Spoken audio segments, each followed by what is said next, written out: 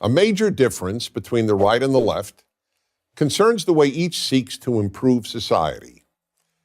Conservatives believe that the way to a better society is almost always through the moral improvement of the individual, by each person doing battle with his or her own weaknesses and flaws.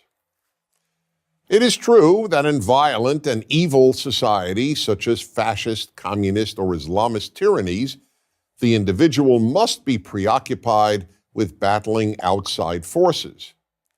Almost everywhere else, though, certainly in a free and decent country such as America, the greatest battle of the individual must be with inner forces, that is, with his or her moral failings. The left, on the other hand, believes that the way to a better society is almost always through doing battle with society's moral failings. Thus, in America, the left concentrates its efforts on combating sexism, racism, intolerance, xenophobia, homophobia, Islamophobia, and the many other evils that the left believes permeate American society. One important consequence of this left-right distinction is that those on the left are far more preoccupied with politics than those on the right. Since the left is so much more interested in fixing society than in fixing the individual, politics inevitably becomes the vehicle for societal improvement. That's why whenever the term activist is used, we almost always assume that the term refers to someone on the left. Another consequence of this left-right difference is that since conservatives believe society is changed one person at a time, they accept that change happens gradually. This isn't fast enough for the left, which is always and everywhere focused on social revolution. An excellent example of this was a statement by the then presidential candidate Barack Obama just days before his first election in 2008. To a rapturous audience, he declared, "We are 5 days away from fundamentally transforming the United States of America." Conservatives not only have no interest in fundamentally transforming the United States of America, they are strongly opposed to doing so. Conservatives understand that fundamentally transforming any society that isn't fundamentally bad, not to mention transforming what is one of the most decent societies in history, can only make the society worse.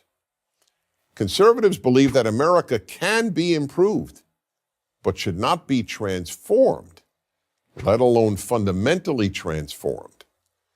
The founders of the United States recognized that the transformation that every generation must work on is the moral transformation of each citizen.